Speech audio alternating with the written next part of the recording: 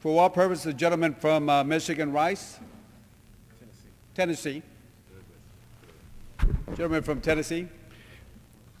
Thank you, Mr. Speaker. I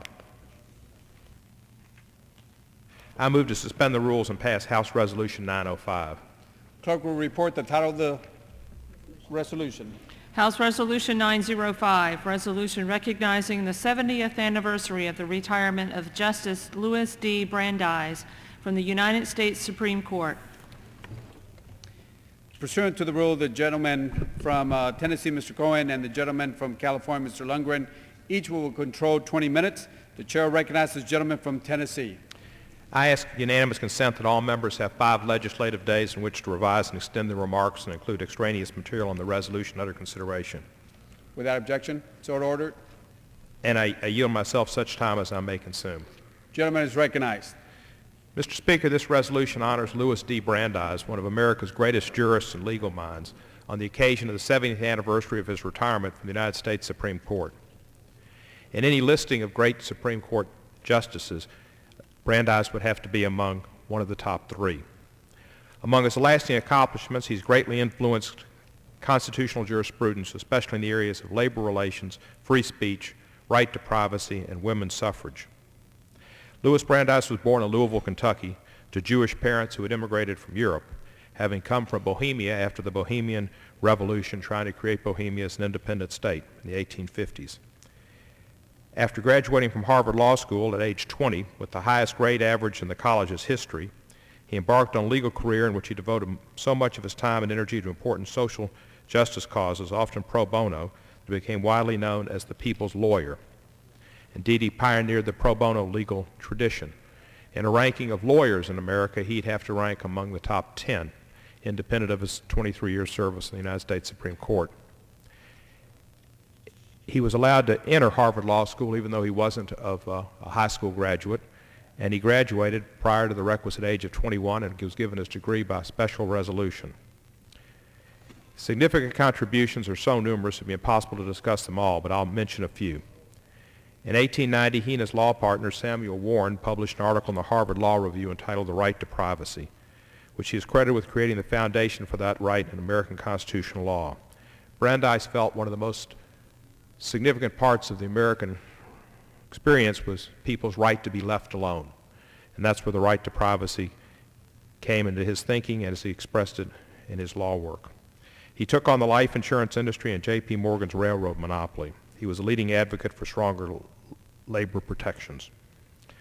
He was a strong advocate for states having the opportunity to go into new endeavors, and said that the states were the laboratories of democracy, that we had a number of states, today 50, less when he was serving on the Supreme Court, but that each had the opportunity to try some particular new idea and see if it worked, so the other states could rely on the work of that state to see whether it should expand and be used throughout the country.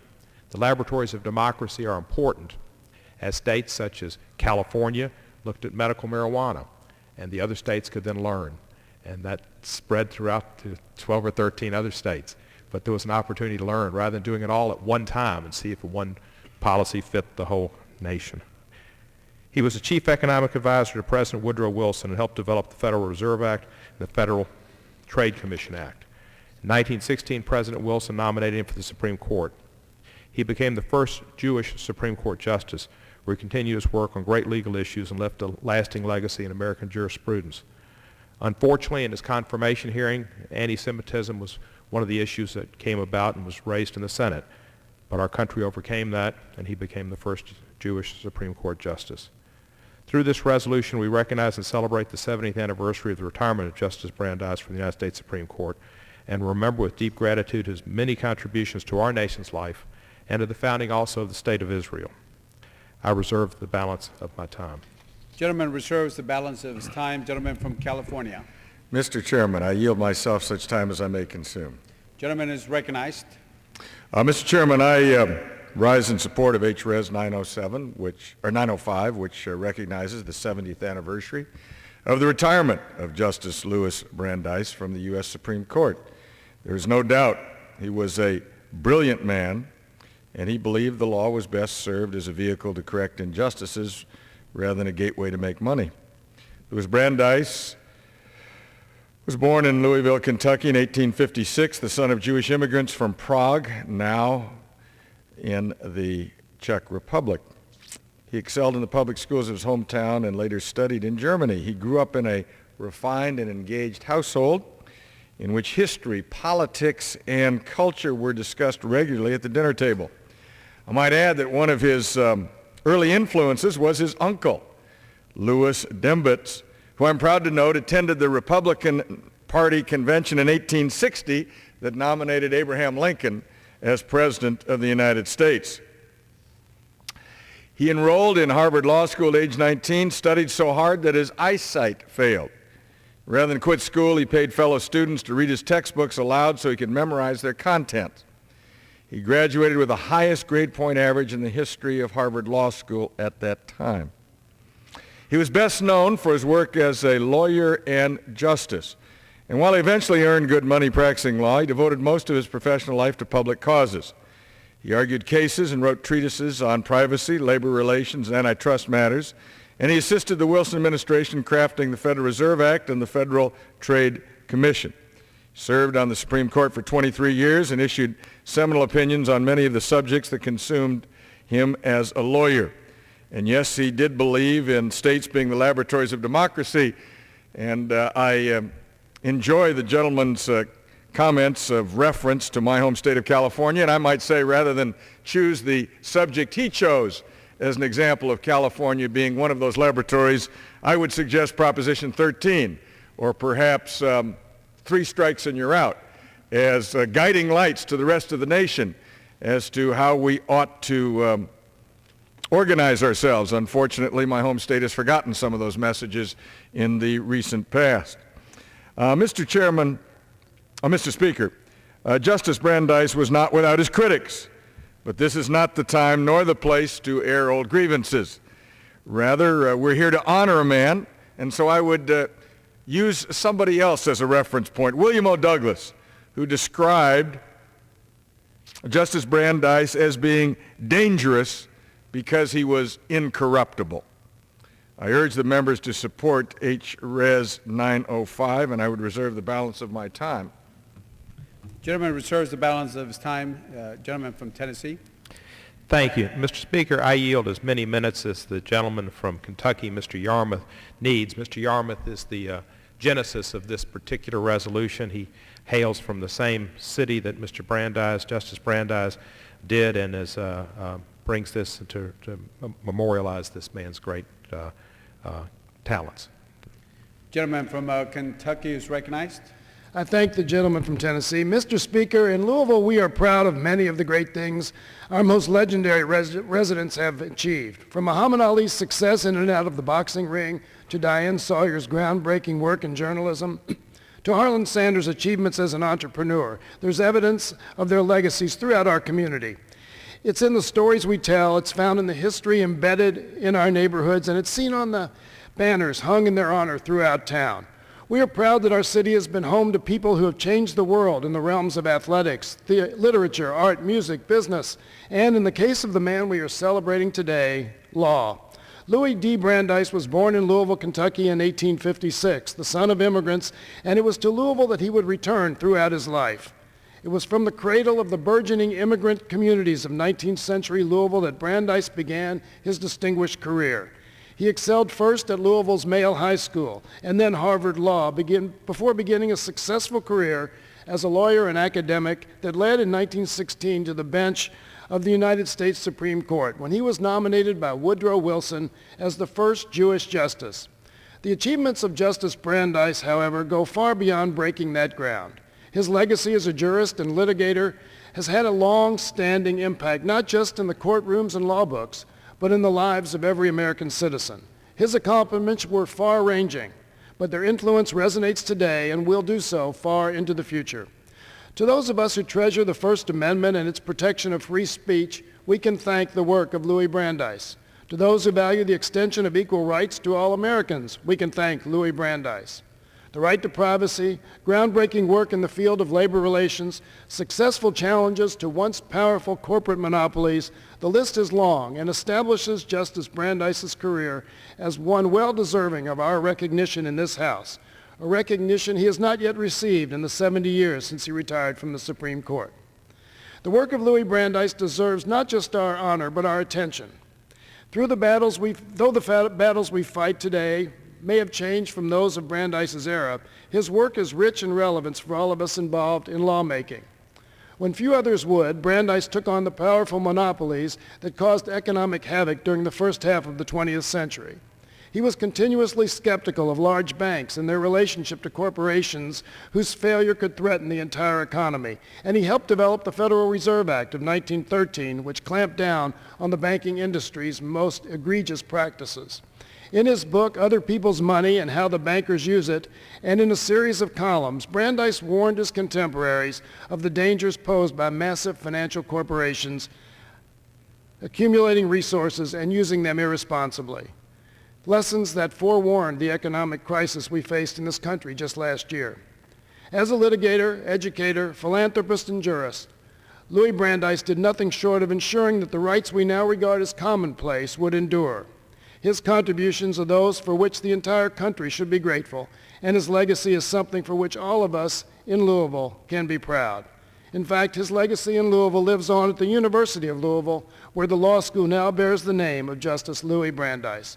I join Justice Brandeis's grandson, Frank Gilbert, and the rest of his family in urging my colleagues to support H.Res. 905, recognizing the 70th anniversary of the retirement of this legendary American educator, litigator, and jurist. I yield back.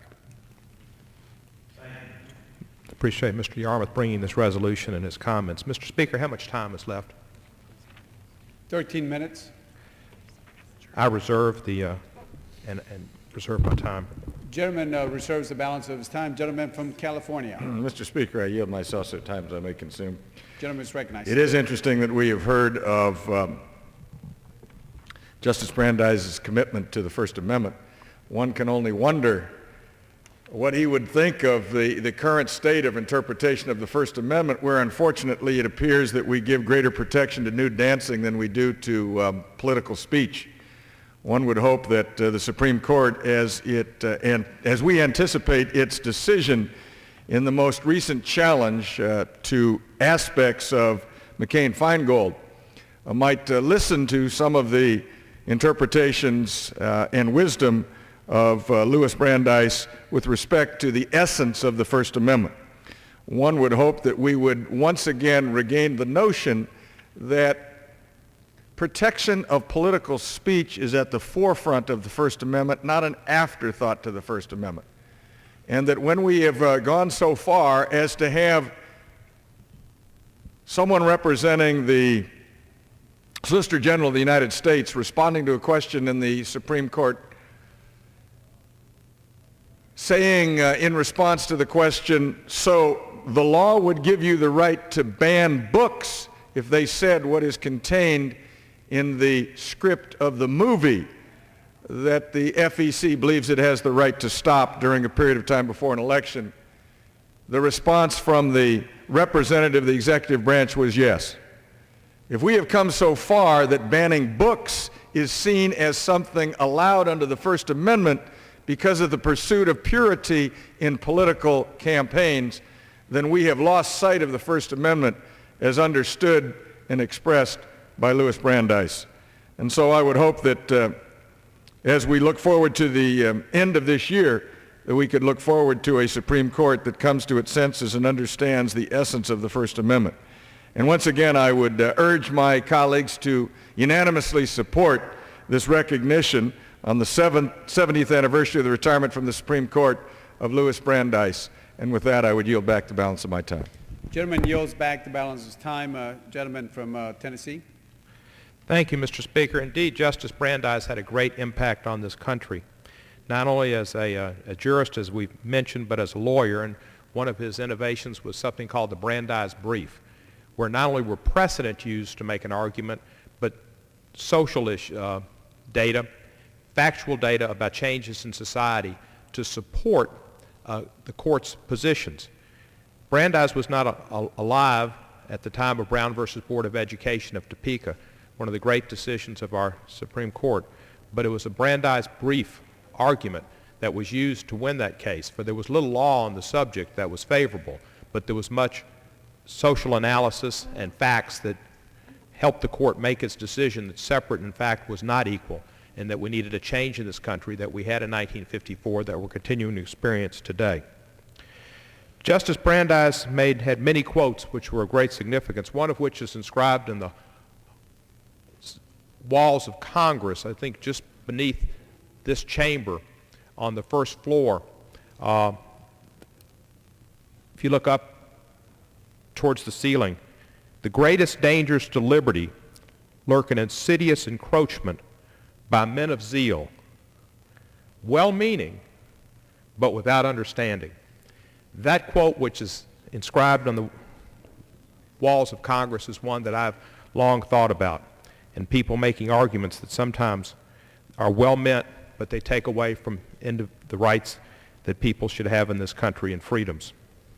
Brandeis also said we can have democracy in this country, or we can have great wealth concentrated in the hands of a few, but we can't have both. And that thought permeates much of what we debate in this Congress today and see as the differences in wealth grow greater and greater. Indeed, George O'Keeffe, one of my favorite painters, and Warren Zevon, one of my favorite songwriters, singers, and friends, would have appreciated this resolution today for the right to be alone, the most comprehensive of rights and the right most valued by civilized man, was something Louis Brandeis espoused, as did O'Keeffe and Zevon. Justice Brandeis said the most important political office is that of a private citizen, and I think we should all remember that. With that, Mr. Speaker, I close, and I would request the yeas and nays.